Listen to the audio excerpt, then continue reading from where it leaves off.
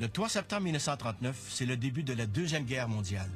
L'Angleterre déclare la guerre à l'Allemagne. 7 jours plus tard, le Canada fait de même.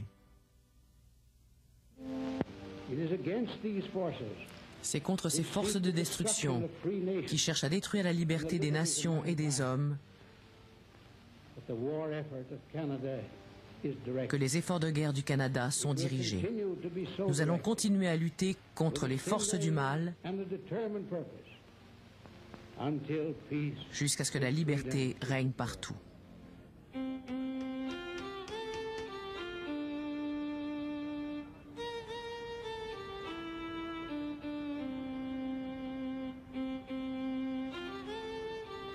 Plusieurs Québécois vont se présenter comme volontaires pour aller servir en Europe. Viens t'asseoir près de moi, petit ami.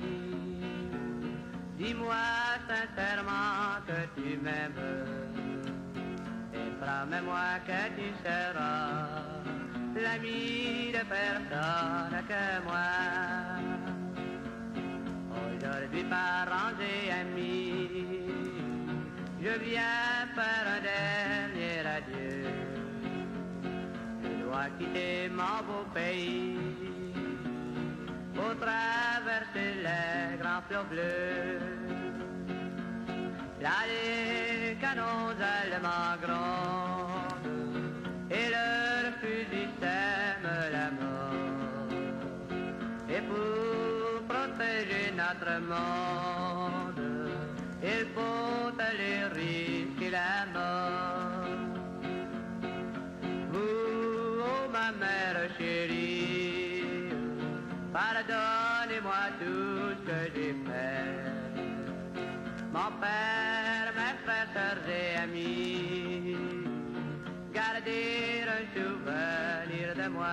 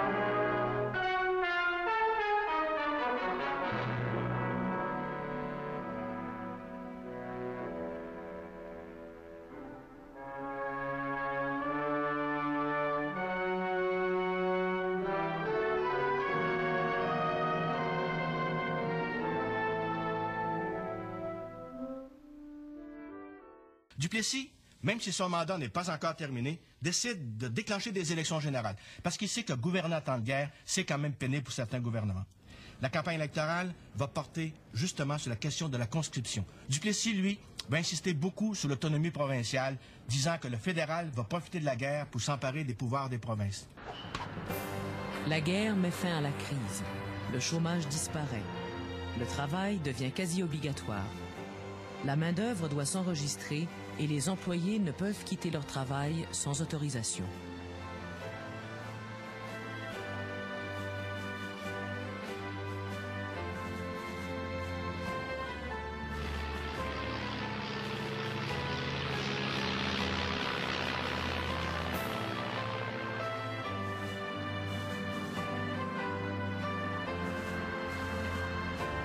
L'industrie de guerre fonctionne à toute vapeur. On fabrique des obus, des canons, des chars d'assaut, des corvettes, des avions et des super locomotives géantes pour transporter tout ça.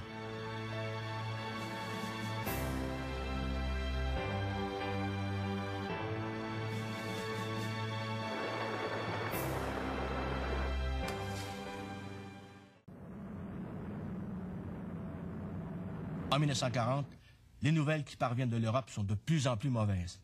La France et la Belgique sont envahies, l'Angleterre est menacée, l'Italie se range du côté de l'Allemagne.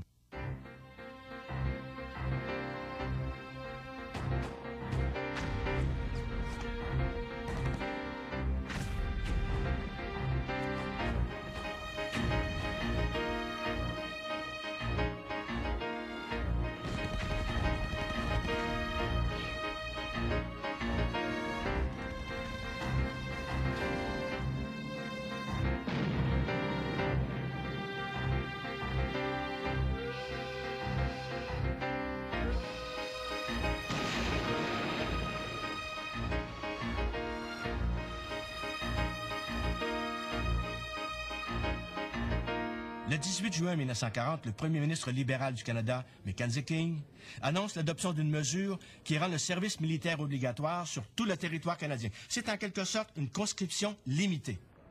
Tous les Canadiens et les Canadiennes entre 16 et 60 ans doivent s'enregistrer. Le maire de Montréal, Camillien Houde, demande à ses citoyens de ne pas respecter cette mesure.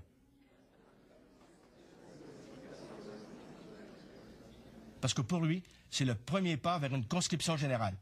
Il est immédiatement arrêté et interné. Les célibataires sont les premiers appelés. Plusieurs craignent que cet appel, limité au Canada, ne les conduise sur les vrais champs de bataille. On décide donc de se marier. On se marie à n'importe quelle heure, n'importe quel jour, mais peut-être pas avec n'importe qui. Une centaine de couples, ayant suivi les cours de préparation au mariage de la jeunesse ouvrière catholique, se marient lors d'une cérémonie commune le 23 juillet 1939 au stade de Lorimier à Montréal. Ma fille chérie. En 1942, Mackenzie King va demander à la population de tout le Canada de le relever d'une promesse qu'il avait faite aux Québécois en 1939 lors des élections générales, à l'effet qu'il n'y aura pas de conscription pour le service militaire obligatoire outre-mer. On va organiser un plébiscite. 80% des Canadiens vont répondre oui à la demande de Mackenzie King et 80% des Québécois vont répondre non.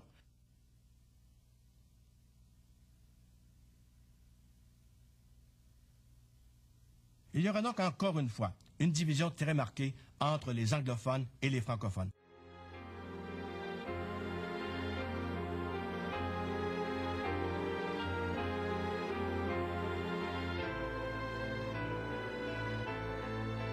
Il y a beaucoup de Canadiens français qui vont aller combattre lors de la Deuxième Guerre mondiale volontairement. Et ces gens-là, ils ne sont pas dénoncés comme des traîtres. Hein? Ils sont vus comme des héros. Les familles de ces soldats-là les suivent attentivement, leur envoient des colis outre-mer. Quand ils reviennent, ils sont acclamés. Donc, on n'était pas contre la guerre, on n'était pas contre le fait que les Canadiens français aillent combattre. On ne voulait pas être obligé de le faire parce que la majorité canadienne-anglaise avait décidé qu'on devait le faire.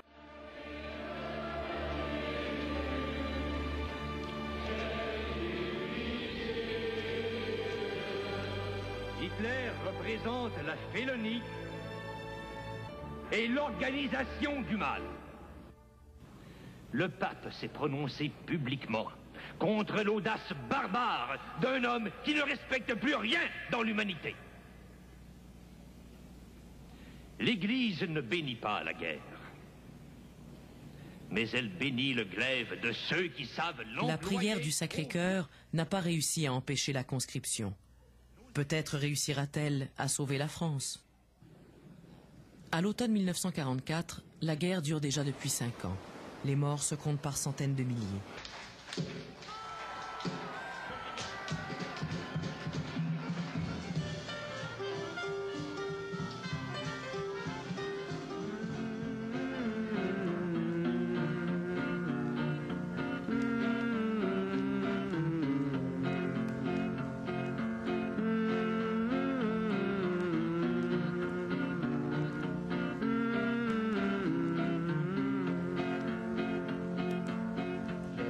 Parmi vous ici, le plus beau séjour, mes amis. Si Dieu me garde la vie, je reverrai mon beau pays. Le retour du front des soldats québécois va signifier une plus grande ouverture au monde.